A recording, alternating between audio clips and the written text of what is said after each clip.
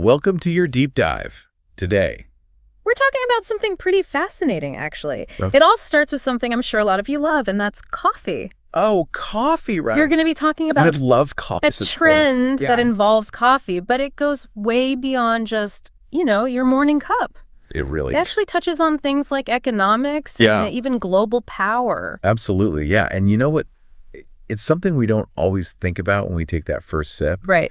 But where your coffee is roasted, like the actual location, can tell us a lot about those bigger issues you mentioned, like global economics. Okay, now I'm intrigued because I will say I am all about a good cup of single origin coffee. Right. But if I'm being honest, I haven't really thought much about who is doing the roasting or what that means for the countries that are actually growing the beans. And that's where this gets really interesting, right? Because we're seeing a huge surge in what's called origin roasting, which basically means the countries that have traditionally just grown the coffee beans are now taking control of the entire process from bean to cup. And that's a pretty big deal. So it's less about the bean itself and more about who's roasting it. Yeah, exactly. Okay, tell me more. This is fascinating. So for a long time, a lot of these countries, they were basically stuck exporting just the raw, unroasted beans, kind of like being stuck as the raw material supplier in a system that someone else controls. So instead of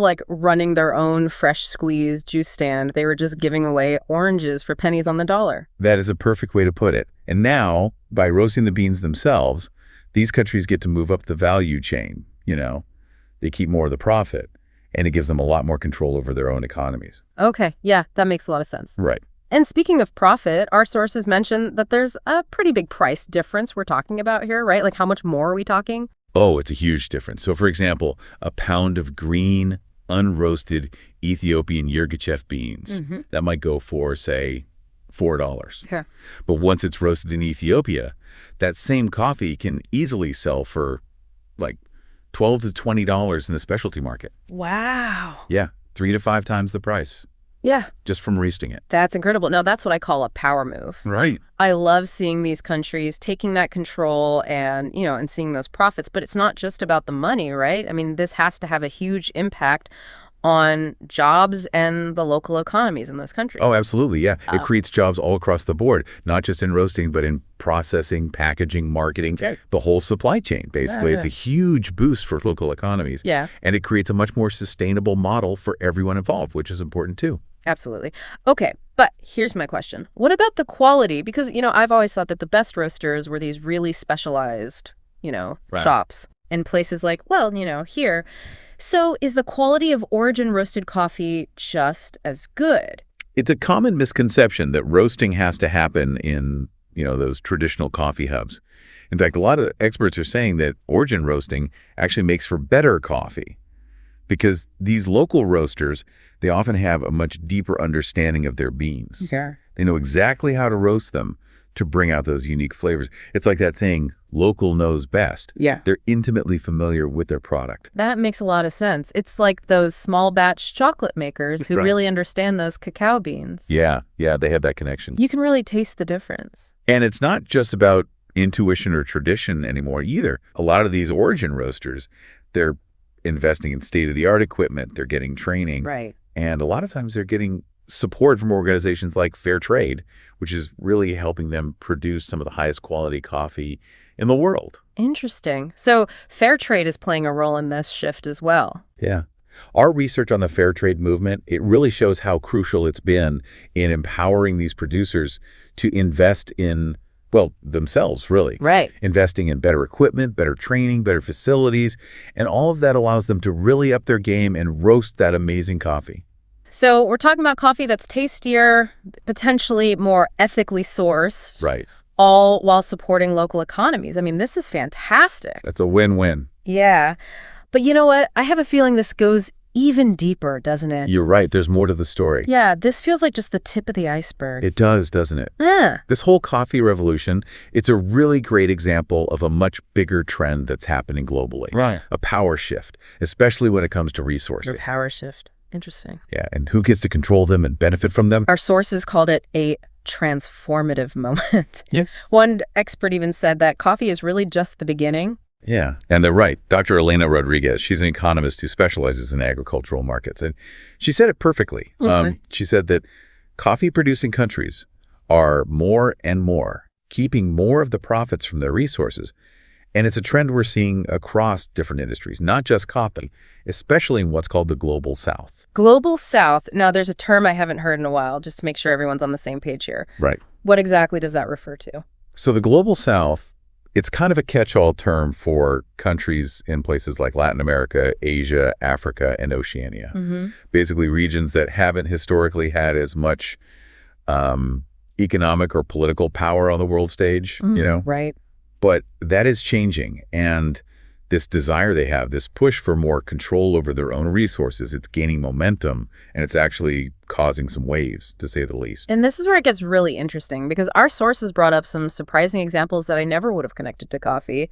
Uranium and Right. tomatoes. Like, how do those even play into this? Fair. Yeah, it does seem like a random mix at first, doesn't it? But actually, those two examples, uranium and tomatoes, they kind of perfectly illustrate how this whole trend of, valuing origin and wanting control over resources is popping up in some unexpected corners of the world. Remember those news stories a while back about Niger putting a halt to their uranium exports to France? Okay. And Burkina Faso cutting back on tomato imports? Wait, now that you mention it, yeah, those did seem kind of random at the time. Right. But I'm guessing they weren't so random after all, huh? Not so much, no. See, when you look at those events through the lens of everything we've been talking about today, Okay. they suddenly start making a lot of sense. Okay. Both Niger and Burkina Faso, they're using the resources they have for more control, and not just in terms of economics, but politically too. Gotcha. Okay, I'm ready to connect the dots here. So let's start with uranium. Niger's a major supplier of that, right? Huge supplier, actually, especially for France. Our sources say that back in 2021, almost a quarter of France's uranium came from Niger. Wow, okay. And that's a really big deal because France, they rely very heavily on nuclear power for their energy, right? Right, so when Niger cut off those exports, after the coup earlier this year, that must have been a huge blow to France. It's kind of like they had all their eggs in one basket and then boom, the basket's gone. Yeah, it really exposed how vulnerable a country can be when they depend so heavily on another country for essential resources. And I think more than anything, it signaled this really dramatic shift in the balance of power. Yeah, for sure. Because for a long time, a lot of Western countries, they kind of got used to being able to rely on certain nations for essential things without really, giving it a second thought. Sure. And Niger were basically saying, nope, not doing that anymore. Well, that really shook things up. Wow. Okay, that's fascinating. Okay, so what about the tomatoes?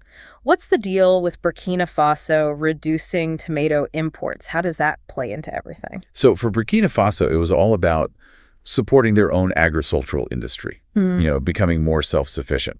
It's basically realizing that relying too much on imports, well, it makes you vulnerable. Right, like it's better to have your own garden than depend on someone else's. Sure. Exactly.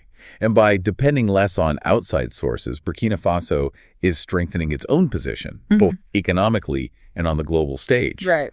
It gives them a better seat at the negotiating table. Yeah. Because they're not as dependent on others. They can prioritize their own needs, which is huge. Yeah, it's like they're saying, hey, we've got something valuable here, and we're not just going to hand it over without making sure it benefits us first. Okay, this is really interesting. Right.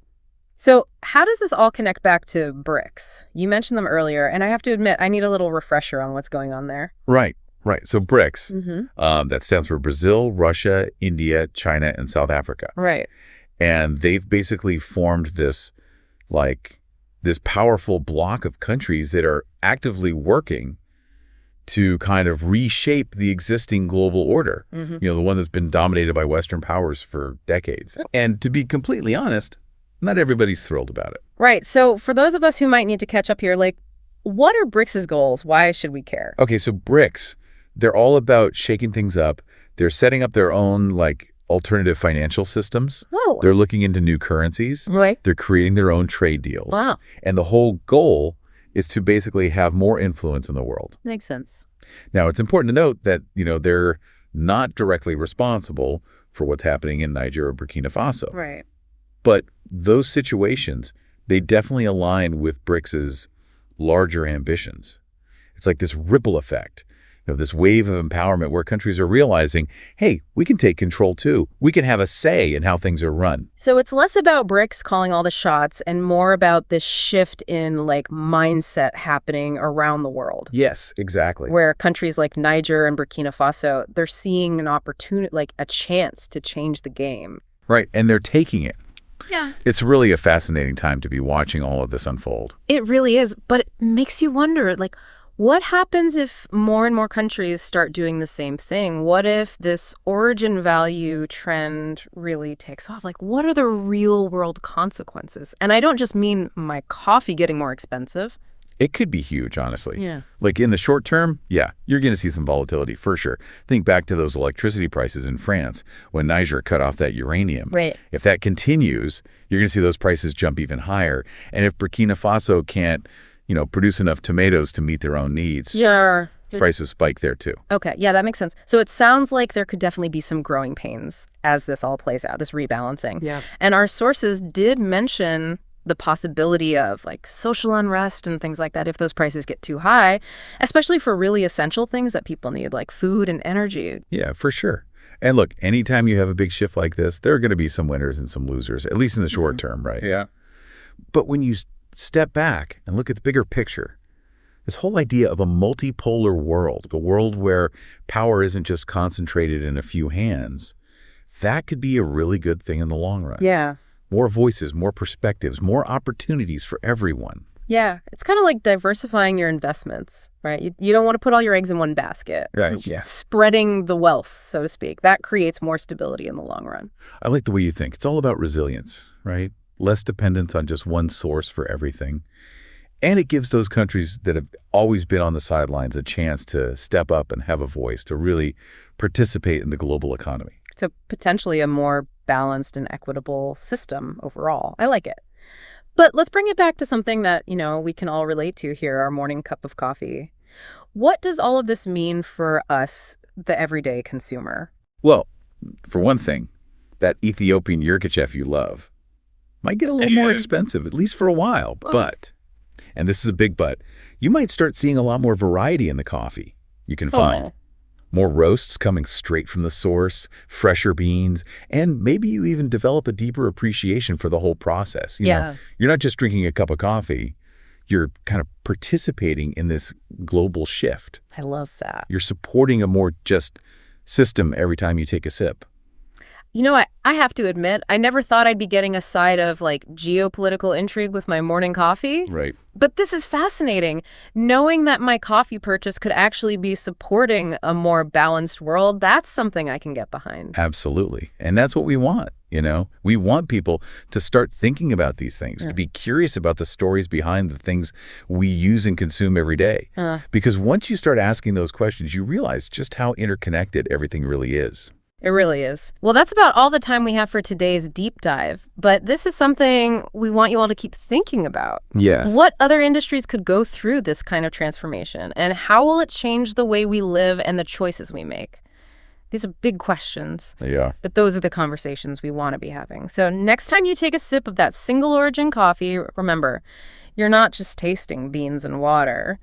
You're tasting a global shift in action. What a thought. Love it. Keep those questions brewing, everyone. That's what the deep dive is all about. Until next time.